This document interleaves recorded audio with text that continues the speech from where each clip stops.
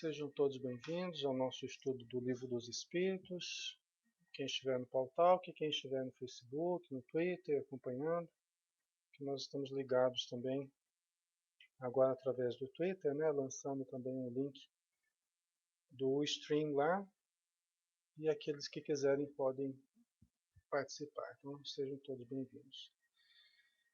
Então vamos lá, nós estamos na pergunta 871 e seguintes, né? 871. Ah, tá. Nós estamos.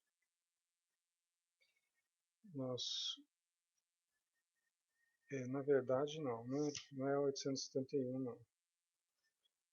Nós estamos na 872. Na 872, já no resumo teórico do móvel das ações humanas. Tá? Nós fizemos uma parte, né? E nós vamos avançar um pouquinho mais hoje. Tá? Deixa eu só ver aqui exatamente onde é que nós paramos.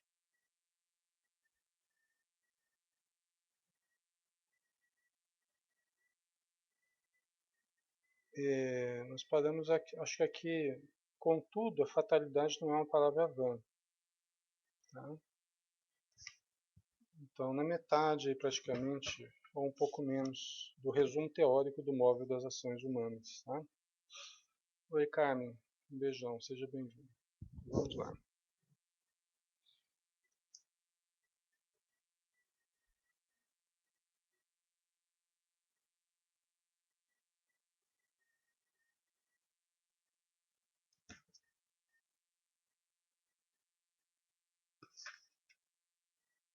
Deixa eu ver uma coisa aqui.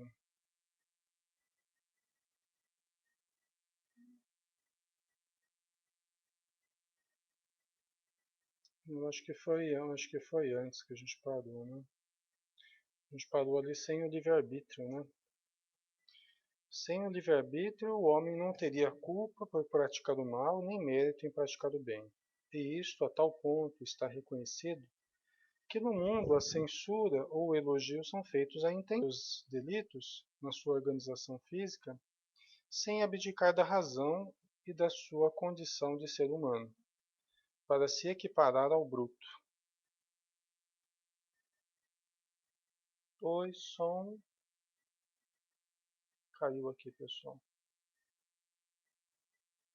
Oi, estão me vendo, pessoal? Oi, som.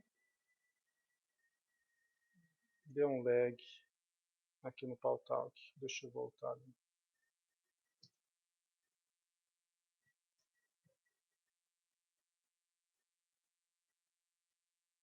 Oi, pessoal, som ok? Oi, estão me ouvindo? Tá, deu um lag aqui, né? Caiu tudo, né? É joia. Então vamos continuar, né? Então, de onde nós estávamos aqui, né? Sem o livre-arbítrio, o homem não teria nem culpa por praticar o mal, nem mérito em praticar o bem, né? Se não houvesse o livre-arbítrio, tá? Então não haveria a nossa responsabilidade, mas por consequência não haveria o mérito também pelas nossas ações, né? Pelo aquilo que a gente faz, de bom ou de ruim. E isto a tal ponto está reconhecido que no mundo a censura ou o elogio são feitos à intenção, isto é, à vontade. Né? A gente, muito embora isso não fique explícito muitas vezes, né? Mas a gente valoriza a intenção das pessoas. Né? Até mesmo nos processos aí, nos julgamentos, não é a minha área, não conheço muita coisa desse aspecto, mas até onde eu sei, a intenção que se tem, ela é levada em conta também, né? Que digam os advogados aí de plantão, né? Mas até onde eu sei, a intenção é levada em conta, né? Nos processos, né? Quando a pessoa planeja, ela age deliberadamente por matar alguém, por prejudicar alguém, isso vai pesar no processo contra ela, né? Agora, quando isso foi um acidente, não foi uma coisa premeditada, né? Então, isso também é um atenuante, até onde eu saiba, né? Então, na justiça divina, isso também acontece, né? Deus, acima de tudo, né, na justiça divina, Deus observa o móvel de todas as ações, a intenção que nós temos, né? Nós estamos na pergunta 872, na verdade, é o resumo teórico do móvel das ações humanas, tá? Aí o Allan Kardec continua dizendo, né? Nenhuma desculpa poderá, nenhuma desculpa poderá, portanto, o homem buscar para os seus delitos na sua organização física, sem abdicar da razão e da sua condição de ser humano, para se equiparar ao bruto, né? Quer dizer, quando nós nos equiparamos ao bruto, né, através de uma atitude truculenta, através de uma atitude primitiva, nós não temos desculpa, né? Dizer que isso é por causa da nossa condição física, né? Porque nós somos seres racionais, pelo menos devemos ser, né? O que acontece é que a pessoa, usando do livre-arbítrio, utiliza-se do álcool, utiliza-se da droga e abdica da lucidez, né? Em muitos casos, a pessoa ela usa o livre-arbítrio para se intoxicar, né, frequentemente, e abdica da lucidez. Não deixa de ser um ato voluntário nosso, né? Um ato voluntário do ser humano que está abdicando da lucidez, abdicando do raciocínio claro, lúcido, né? E aí acaba cometendo às vezes atrocidades, né? Que se equipara ao bruto, né? Ao primitivo. Mas isso ainda por efeito da sua escolha, né? Por efeito dos seus hábitos, dos seus gostos, dos seus pendores, né, pessoal? Então não dá para a gente também alegar inocência nessa condição, né? Se for assim, quanto ao mal, assim não poderia deixar de ser relativamente ao bem. Mas quando o homem pratica o bem, tem grande cuidado de averbar o fato à sua conta, como mérito, e não cogita de por ele gratificar os seus órgãos, o que prova que não renuncia, por instinto não renuncia, malgrado a opinião de alguns sistemáticos, ao mais belo privilégio de sua espécie, a liberdade de pensar. Quer dizer, quando a gente faz o mal, a gente fala assim, é porque é minha natureza ainda, é meu corpo, né? A gente joga a culpa na genética, a gente, né, usa de vários artifícios para nos eximir da culpa, né? Agora, quando a gente faz uma coisa boa, a gente não coloca a responsabilidade nos órgãos, né? A gente fala assim, minha genética que é boa. A gente fala assim, eu que fiz o bem, né? A gente quer o mérito todo para nós, né? Quando a gente faz uma coisa ruim, a culpa é toda da carne. A carne é fraca, né, Wasser? Então, essa é a nossa. Nós somos sabidinhos, né? Nós somos danadinhos. A gente fica se achando quando a gente faz o bem. E quando a gente faz o mal, né? Aí a culpa é do corpo, né? A fatalidade, como vulgarmente é entendida, supõe a decisão prévia e irrevogável de todos os sucessos da vida. Então, a fatalidade, como vulgarmente é entendida, quer dizer, né, o senso comum, supõe a decisão prévia e irrevogável de todos os sucessos da vida, qualquer que seja a importância deles, né?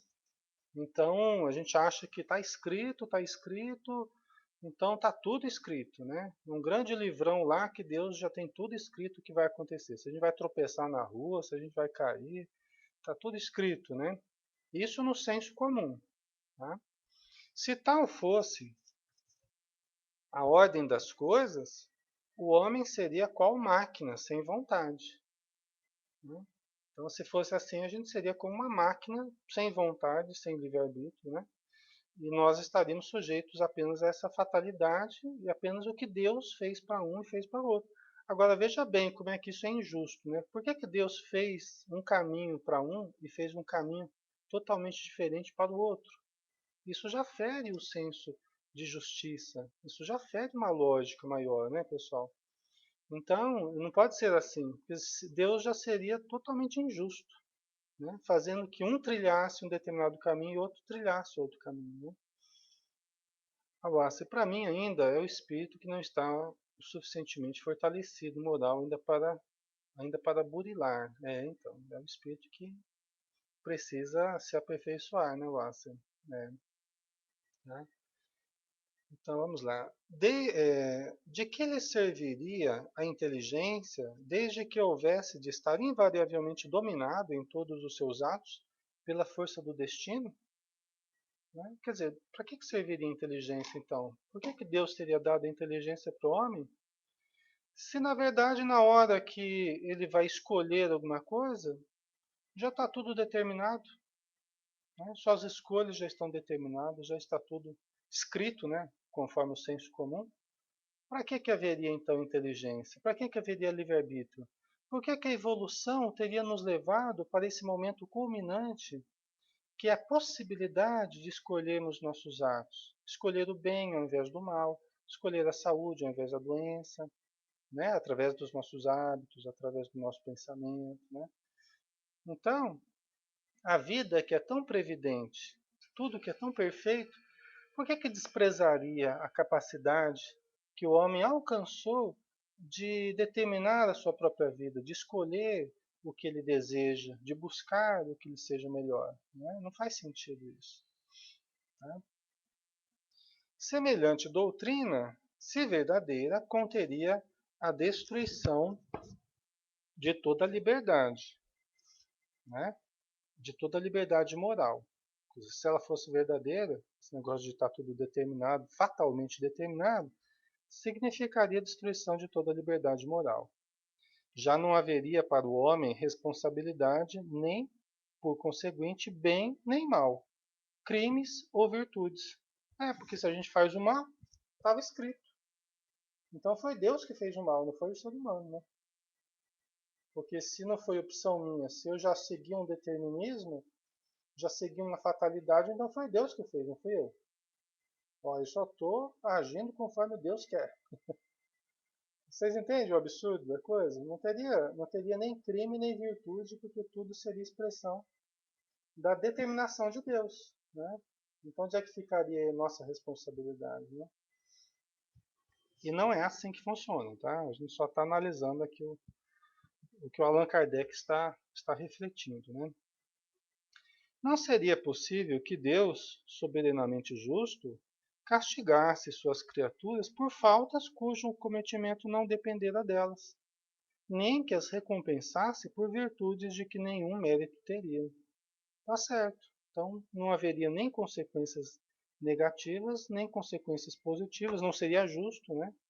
Que Deus castigasse ou que Deus promovesse, recompensasse nem o bem nem o mal, porque afinal de contas não foi opção nossa, foi uma determinação, foi um fatalismo que a gente foi levado por uma força maior, vamos dizer assim, né?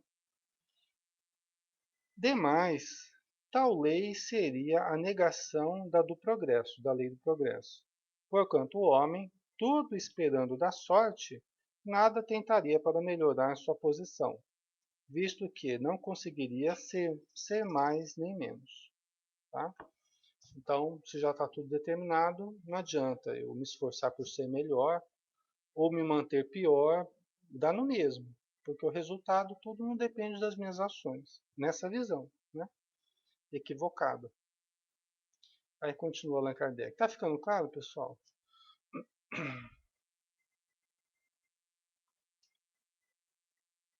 Ok? Tá? Então vamos lá. Contudo, a fatalidade não é uma palavra vã. Tá? A fatalidade não é uma palavra vã. Ela tem uma certa aplicação, um certo sentido, que vale a pena a gente considerar, né?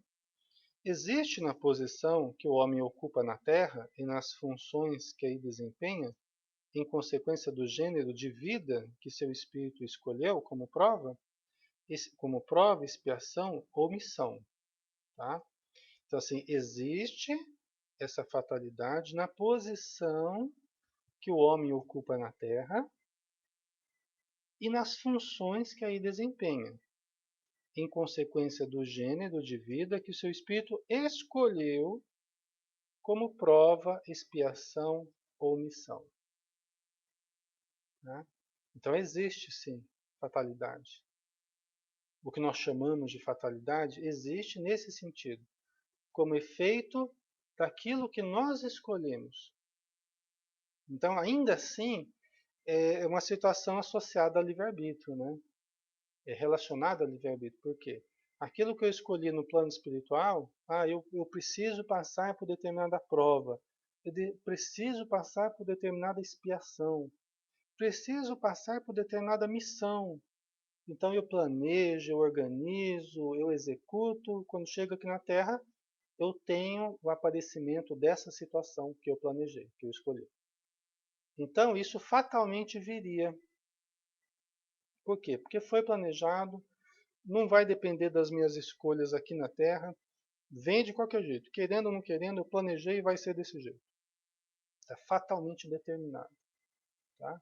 Eu posso achar ruim ou eu posso gostar, mas aquilo virá de qualquer jeito. Tem situações? Tem. A gente sabe que os espíritos falam que tem essa situação, né?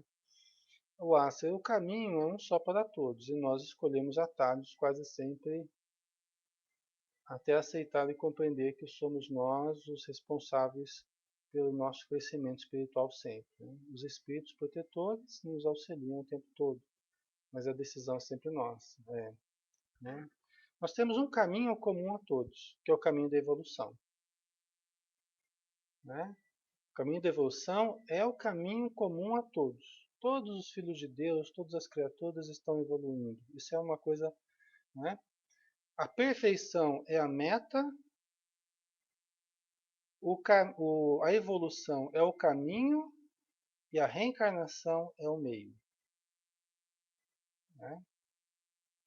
A perfeição é a meta, a evolução é o caminho e a reencarnação é o meio. É o meio através do qual nós percorremos esse caminho e chegamos à meta final, que é a perfeição. Só que assim, isso é a longo prazo, né, pessoal? Longuíssimo prazo, né? Não vamos querer ser perfeitos da noite para o dia, né? Mas é mais ou menos assim. Então vamos lá.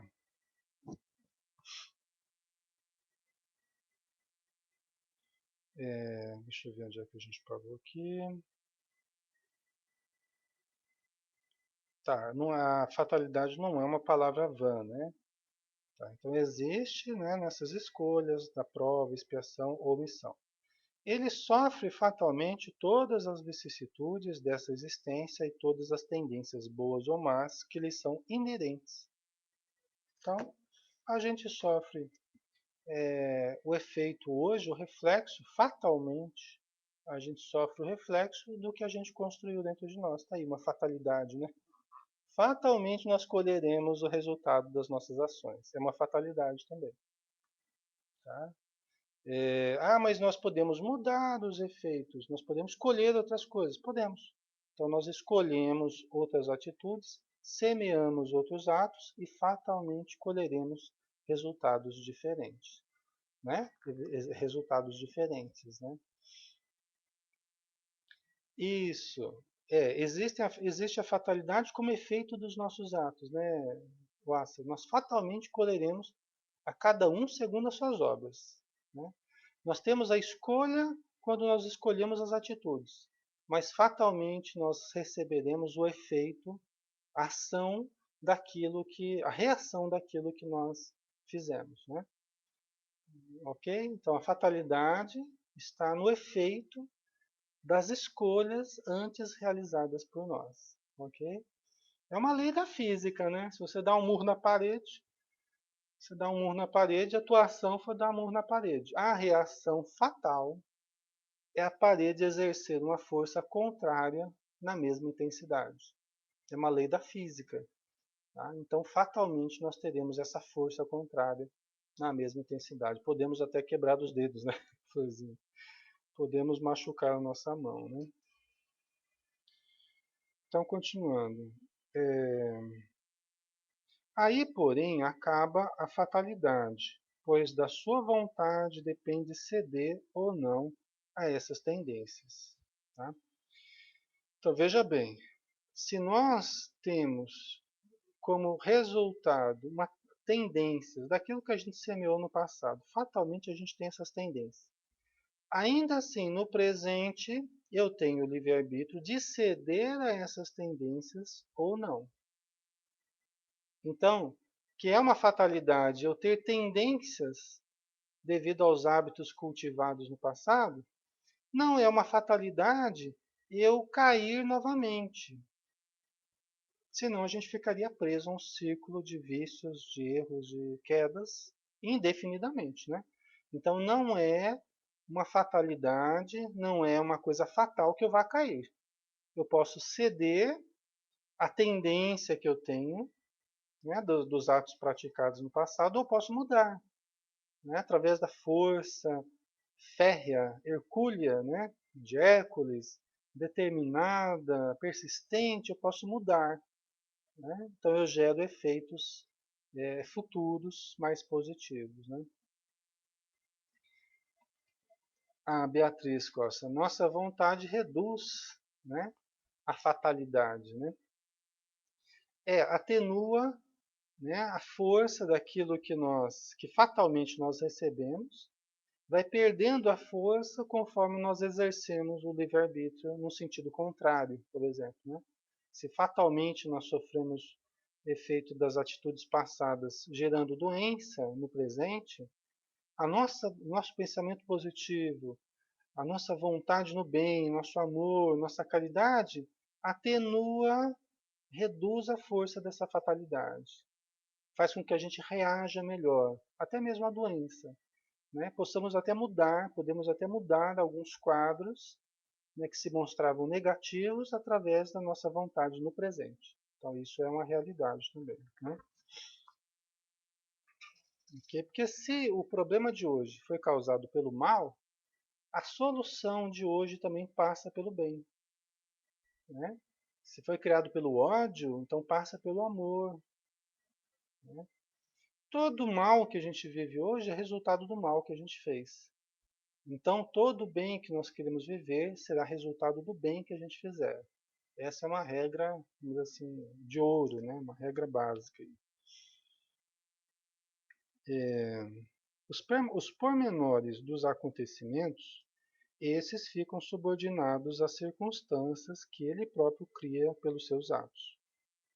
Né? Quer dizer, os pormenores, como é que a gente vai reagir a certas situações, o que, que a gente vai desencadear no presente, então fica subordinado às circunstâncias que ele próprio cria pelos seus atos. O tempo todo nós estamos alterando certos contextos, nós estamos modificando situações através das atitudes que a gente tem. Até uma pessoa que está presa, né, colhendo já fatalmente o resultado das suas ações, ela ainda assim ela vai alterando o contexto dela, como ela age dentro do presídio, como que ela é com os funcionários, como que ela é com os companheiros.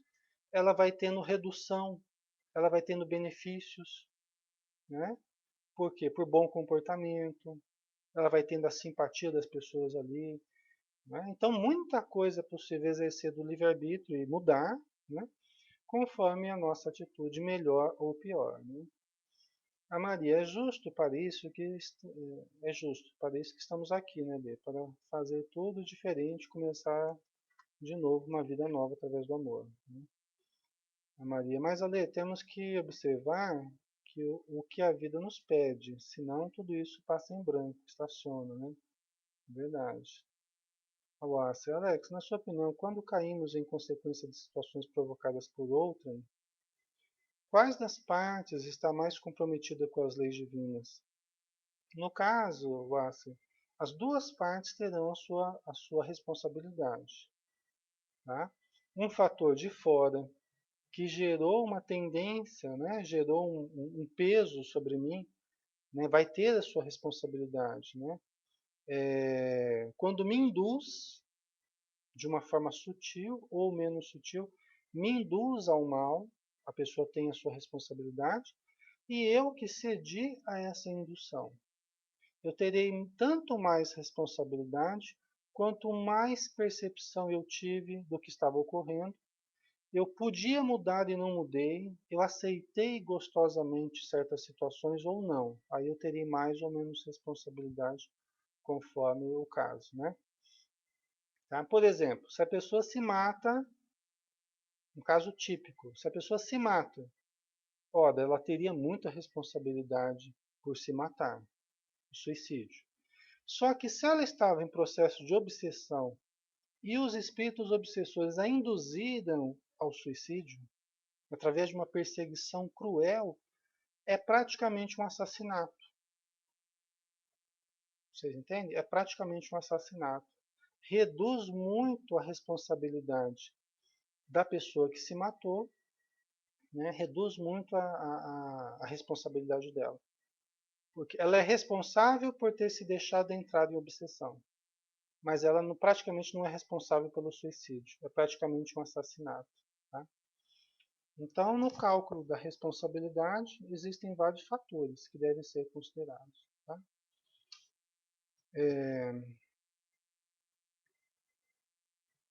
Ok.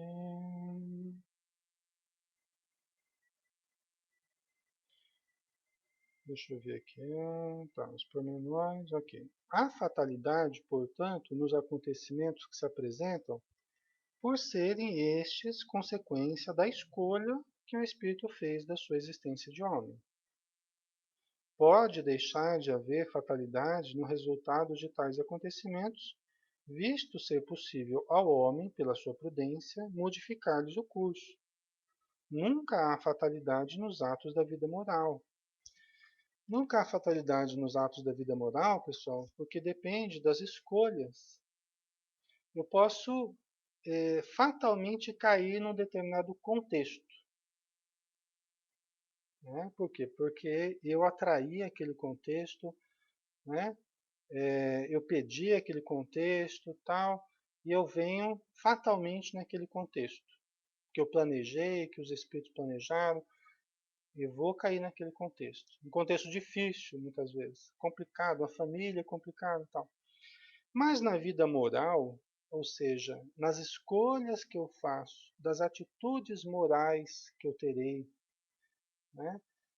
Sempre quando a gente fala em questões morais, pessoal, conforme que a Joana de Ângeles ensina, nós sempre estamos falando de superação dos instintos. É uma coisa interior nossa. É uma superação de tendências inferiores nossas, instintivas, hábitos cultivados, né? Questões interiores nossas. Tá? Então, evoluir moralmente significa superarmos instintos sensualistas, agressivos, territoriais, né? Hábitos de alimentação, de sexo, tudo isso faz parte da vida moral do ser humano. Fazer o bem ao invés do mal, né? Tudo isso significa superar instintos. Tá? Então, nunca há fatalidade nos atos da vida moral. É o que Allan Kardec coloca aqui. Né? Nunca há fatalidade nos atos da vida moral. Nós podemos alterar conforme as nossas escolhas, podemos dar um curso melhor, né? Conforme o que a gente queira. Tá? No que concerne à morte, é que o homem se acha submetido em absoluto à inexorável lei da fatalidade. Isso, é por isso que não pode escapar à sentença que lhe marca o termo da existência, nem ao gênero de morte que haja de cortar o fio, de cortar a esta o fio. Então vamos entender isso aqui, né? Uma linguagem um pouco complicada. Então, com relação à morte, nós nos achamos absolutamente né? É, em absoluto, a inexorável lei da fatalidade. A gente já conversou sobre tudo isso, né, pessoal, através das perguntas e respostas. O Allan Kardec ele só está fazendo uma amarração aí, ele está resumindo essas questões, mas tudo isso a gente já debateu exaustivamente, né? É, nós morreremos dentro daquilo que nós programamos, a princípio, né? A princípio, né? Nós programamos para viver 80 anos, fatalmente morreremos, né? Por volta dos 80 anos. Acontece, porém, entretanto, todavia, conforme a gente fica sabendo, conforme a gente sabe dos próprios espíritos, que a minoria das pessoas consegue chegar ao termo da sua existência no tempo certo. Não é assim que a gente aprende? O André Luiz, lá na obra, né, do André Luiz, a maioria das pessoas chega no plano espiritual antes do tempo. Entendeu? Quem chega na época certa são chamados completistas, aqueles que conseguiram chegar, chega com festa no plano espiritual, bandinha de música, eu estou brincando, mas é uma festa, quando chega a pessoa na época certa, né, os parentes, amigos, todo mundo vai receber aquela alegria, por quê? Porque é uma raridade, porque normalmente nós desgastamos o corpo antes do tempo, a comilança, os abusos do sexo, né? A invigilância das preocupações descabidas, da raiva, né? De gastar as energias vitais antes do tempo. Faz com que nós esgotemos o organismo antes do tempo previsto. Descuidando do corpo, né? Mas sim, destruindo o corpo, nos autodestruindo. Tá? Então, aí nós alteramos o rumo natural da nossa existência, aquilo que foi planejado. Se nós fatalmente morreríamos, né, naquele tempo previsto, nós já alteramos isso aí e nós nos auto-aniquilamos antes da época. Tá? Então, é uma situação que... Mas assim, essa fatalidade, então, o que, que significa? Significa assim, é, ninguém desencarna por efeito da lei divina na hora errada. Aí que está a fatalidade da morte, né? Ninguém desencarna perante a lei divina, tá? As coisas aconteceriam na hora que tem que ocorrer, nem antes nem depois. Só que nós, pelo nosso comportamento, nós alteramos, né? Nós interferimos aí e alteramos o rumo dos acontecimentos, tá?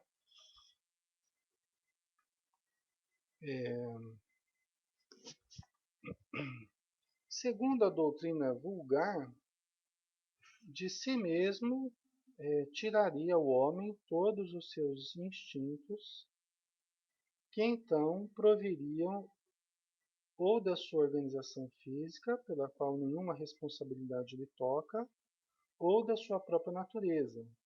Caso em que lícito lhe fora procurar desculpar-se consigo mesmo, dizendo não lhe pertencer a culpa de ser feito como é. Tá, né? Então, vamos lá. Segundo a doutrina vulgar, de si mesmo tiraria o homem todos os seus instintos. Os instintos vêm, nós construímos dentro de nós esses instintos ao longo da evolução, né? Que então proveriam ou da sua organização física, né? Que viria do corpo, da nossa genética aí, né? Pela qual nenhuma responsabilidade lhe toca. Então as pessoas jogam na genética, jogam no corpo para se eximir da sua responsabilidade. Ai, porque minha família é ruim mesmo, né, Florzinha? Minha família é ruim, é de gente ruim. né?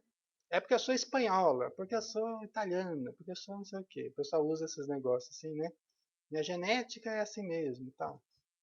Tem lá a sua verdade, né? Dizendo do temperamento e até de uma certa herança. O André Luiz fala, ele sinaliza, né? No livro Evolução em Dois Mundos, de uma certa herança psicológica. Ele fala disso. Isso não é algo que ele entra profundamente, mas tem lá a sua verdade. Mas não é uma verdade absoluta. Nós não podemos atribuir, né, os nossos atos simplesmente a essa genética de determinada procedência e nós não podemos nos eximir da responsabilidade, né? Ou da sua própria natureza, né? Caso em que lícito lhe fora procurar desculpar-se consigo mesmo, dizendo não lhe pertencer a culpa de ser feito como é. Aí, tá vendo? A pessoa fala assim, não, porque é a minha natureza, não, eu sou assim mesmo. Sempre as pessoas falaram que eu era assim mesmo, desde pequeno eu sou assim, né? E a pessoa fala, ela usa essa coisa assim, ah, isso é a minha natureza, também para se eximir, né? Por quê? Porque ela fala assim, ah, eu fui criado assim. Não tem nada a ver com isso, né? Eu sou desse jeito porque Deus me fez assim. É geralmente o pensamento de materialistas, né? Embora tenha uma crença religiosa, mas a essência do pensamento é ainda materialista, né? É que Deus nos criou do jeito que a gente é diferente do pensamento espírita, né? Porque o pensamento espírita, nós sabemos que nós somos criados sim, simples e ignorantes, e ao longo das encarnações nós passamos pelos reinos animais, né? Fomos adquirindo instinto, tal, chegamos ao reino hominal, onde fomos exercendo o livre-arbítrio, acertando, errando, criando um caminho particularmente nosso ao longo das encarnações. Não existem dois caminhos iguais. A nossa história é talvez o que mais nos distingue uns dos outros, é a nossa história. Não existem duas histórias iguais. Isso, pessoal, ao longo das milhares de encarnações que a gente já teve. Então, nós fomos nos construindo ao longo dessas encarnações. Se nós somos hoje o que somos, nós cabemos, nós devemos a nós mesmos, tanto o aspecto positivo quanto o negativo. São conquistas nossas, tanto das coisas ruins como boas, né? A Silvia, nós podemos mudar o nosso modo de ser. Exatamente. A pessoa que atribui a sua natureza, ah, eu sou assim, geralmente ela adota aquela síndrome de Gabriela, né? Ela cai naquela síndrome de Gabriela, né? Eu nasci assim, eu cresci assim, né? Eu sou mesmo assim, você sempre assim. Gabriela, não é? Tipo assim, eu nasci assim, cresci assim, eu sou assim e vou continuar assim. Ou seja, eu não quero mudar, né? Então é a síndrome de Gabriela, né? Aliás, está passando de novo aí. A Beatriz. Quem quer fazer alguma coisa encontra um meio. Quem não quer fazer nada encontra uma desculpa. Verdade, é isso mesmo, né? Então nós temos que superar, né? Esse desculpismo e nos aceitarmos como somos, porém procurando mudar o como estamos, né? Para que nós possamos então adotar atitudes mais compatíveis, né? Com a nossa consciência, certo? Deixa eu ver aqui, tá, vamos mais um pouquinho. Muito mais moral se mostra, indiscutivelmente, a doutrina espírita. Ela admite no homem o livre-arbítrio em toda a sua plenitude. E se lhe diz que, praticando o mal, ele cede a uma sugestão estranha e má, em nada lhe diminui a responsabilidade, pois lhe reconhece o poder de resistir, o que evidentemente lhe é muito mais fácil do que lutar contra a sua própria natureza, né? Então, pessoal, se nós sofremos qualquer tipo de força, seja genética, seja dos conteúdos psicológicos dentro da gente, né? De emoções dentro da gente, ou mesmo de influências espirituais, né? Que é algo normal que a gente estuda também, e nós sofremos muitas influências espirituais, muito, muito, muito, muito, mais do que nós supomos, como diz os espíritos, né? Mas ainda assim, nós não podemos nos eximir da responsabilidade. Ainda assim, nós não podemos nos eximir da possibilidade de escolhermos melhor entre as atitudes boas e as atitudes negativas. Nós não podemos nos eximir, tá? Então, mesmo, mas eu sinto o espírito falando o tempo inteiro aqui na minha orelha ou na minha mente. Eu percebo que é um espírito, ok. Mas se você vai ficar dando ouvidos a ele, mas eu não consigo, eu fico ouvindo. Tá, mas aí que está a oração, caridade, leitura. Gente, se nós passamos por essa prova, e a gente conhece pessoas que passam por essa prova, de ter uma mediunidade clara, aberta, no sentido de sofrer desse tipo de, de influência, às vezes a pessoa vai dormir e está lá, o espírito está falando na orelha dela lá. Tem muitos casos assim, pessoal. Mas é um tipo de prova para que a gente se fortaleça na vigilância, que a gente se fortaleça saindo daquela vibração, exercitando tudo que a gente possa fazer por sair daquela frequência e ouvir mais os espíritos do bem. Porque a mesma facilidade que nós temos para ouvir os espíritos infelizes, nós também vamos ter maior facilidade de ouvir os espíritos bons. E por que nós só ouvimos os espíritos infelizes? Entendeu? Porque a mesma mediunidade que faz com que eu perceba os espíritos infelizes, ela me faria perceber os bons. É uma questão de eu mudar o dial ali, né, do rádio ali, de eu ajustar melhor ali a frequência, né? E é aí que está a minha prova, que vai testar a minha capacidade de mudar a frequência. Tá? Então, porque a pessoa precisa passar por isso. Só que tem que aprender a mudar a faixa lá, né? Ao invés de cair na FM, na frequência do mal, vai cair na AM, no amor maior, né? Tô brincando, hein, pessoal? Nenhuma relação com AM, FM, não tem nada a ver, tá? É só uma brincadeira que uma vez um amigo fez, achei engraçado. Ele fala assim que a FM é a frequência do mal, né? E a AM é o amor maior, né? Mas não tem nada a ver, tá? Esquece esse negócio de FM e de AM aí. Então vamos lá. Continuando aqui, tem mais uns minutinhos, né? Assim, de acordo com a doutrina espírita, não há arrastamento irresistível. Faça melhor, né, Lázaro? Não há arrastamento irresistível. É o que os espíritos nos ensinam. Não há arrastamento irresistível.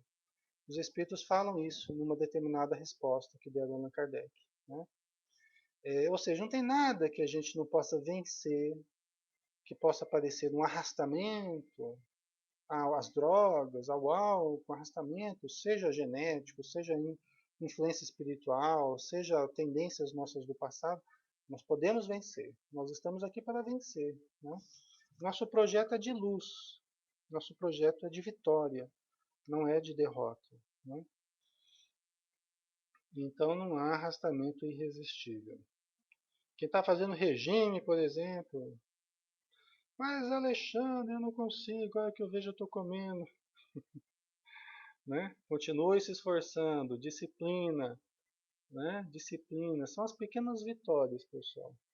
A gente sempre tem opção, né? Se vocês perceberem, na hora que vai comer ali um pouquinho mais, você sempre vai lembrar, olha, eu não devo, né? Aí deixa de lado, né? É força de vontade, disciplina, né? Tá, não há arrastamento irresistível. O homem pode sempre cerrar ouvidos à voz oculta que lhe fala no íntimo. Nós podemos sempre cerrar ouvidos a essa voz oculta que nos fala no íntimo, induzindo ao mal, como pode cerrá-los a voz material daquele que lhe fala ostensivamente. Então a gente pode cerrar os ouvidos às influências negativas, tanto espirituais quanto materiais. Nós podemos, né, determinar o que nós queremos sem cairmos nessas armadilhas, tanto de encarnados quanto de desencarnados, nos arrastando para o mal. É lógico, se a gente teima em ficar convivendo com pessoas que nos arrastam ao mal, a gente está pedindo para cair, mas cedo ou tarde a gente acaba caindo. Tem aquela frase que fala assim, que passarinho que dorme com o morcego acorda de cabeça para baixo. Aí a gente tem que ter essa vigilância também. Diga-me com quem andas, eu te direi quem tu és. Aí eu dizem os espíritos, diga-me o que pensas, e eu te direi com quem andas. Tá? Então, seja obsessores, seja encarnados, companhias que nos levam ao mal, nós temos que também mudar esse contexto. Senão, nós ficamos nos expondo a situações que dificultam a nossa melhora. Principalmente no caso de drogas, por exemplo, a gente sabe que é preciso a pessoa mudar o contexto dela. Senão, sempre tem um amigo que vai chegar lá com um negocinho de maconha, sempre chega alguém que vai chegar com um pacotinho de cocaína, ou de seja lá o que for. Sempre tem alguém que chega. Né? E os próprios usuários falam, olha, isso é incrível, eu penso em parar, aí vem um lá e, ó, você quer, não sei o quê. Entendeu? Então tem que mudar o quadro ali de amizades, do contexto onde vive, dos lugares onde vai, porque senão não consegue. Inclusive, na maioria dos casos, se não tiver um internamento, não tiver um afastamento mesmo, a pessoa não consegue se subtrair a essas influências negativas. Tá? Então a gente sabe que é difícil, mas a gente consegue vencer também. Né? O Nando, nem me fale, estou passando por isso todos os dias. 96 dias já sem cigarro. Parabéns, Nando. Mas a guerra continua com a dieta. Estou perdendo, estou perdendo. Ah, Nando, vamos em frente. Força, força de vontade, né? Disciplina aí, cada dia, um dia de cada vez, né, Nando? Mas você está de parabéns, é isso aí, tá? Tem um grande mérito aí o teu esforço. A Beatriz à vontade, pedindo a Deus a força necessária e reclamando para isso a assistência dos bons espíritos. É muito importante, né? A gente, em todos esses casos de mudança, gente, de hábitos, são casos de mudança também espiritual. Né? São mudanças espirituais também. Se a gente tem um apoio espiritual, não substitui a nossa vontade, a nossa determinação, mas dá uma força extra.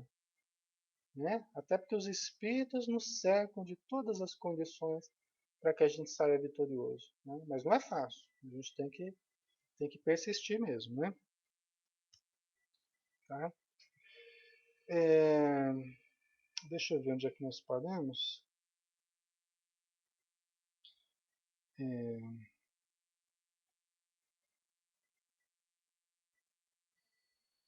hum, peraí, deixa eu ver se acabou aqui. Deixa eu acabar só esse parágrafo aqui para a gente terminar então. Só um pouquinho aqui. Um arrastamento irresistível. Tá, tem que cerrar os ouvidos, a voz oculta que ele fala, induzindo ao mal. Tá? Pode-o pela ação da sua vontade, pedindo a Deus a força necessária e reclamando para tal fim a assistência dos bons espíritos, que é o que vocês colocaram aí. Né? Foi o que Jesus nos ensinou por meio da sublime prece, que é a oração dominical, né? O Pai Nosso. Né? Quando manda que digamos, não nos deixes sucumbir à tentação, mas livra-nos do mal. Mas livra-nos do mal. Né? Você vê que Jesus não deixou de colocar aqui a importância da nossa vontade e nós pedirmos a força aos Espíritos, a Deus, de resistirmos às tentações, né? De nos libertar do mal. Ele sabia que isso seria um problema que nós passaríamos frequentemente na nossa vida. Então nós podemos fazer isso todo dia, fazer essa prece todo dia. Ela é o resumo mais perfeito das obrigações e das necessidades que nós temos perante Deus. Né? É a síntese máxima das nossas necessidades. Tá? Por isso que Jesus nos ensinou a orar dessa forma. Pessoal, vamos dar uma paradinha aqui. Deixa eu só anotar aqui para não perder na semana que vem, tá? Mas tá bom, muito obrigado pela presença, pelo carinho de todos, tá?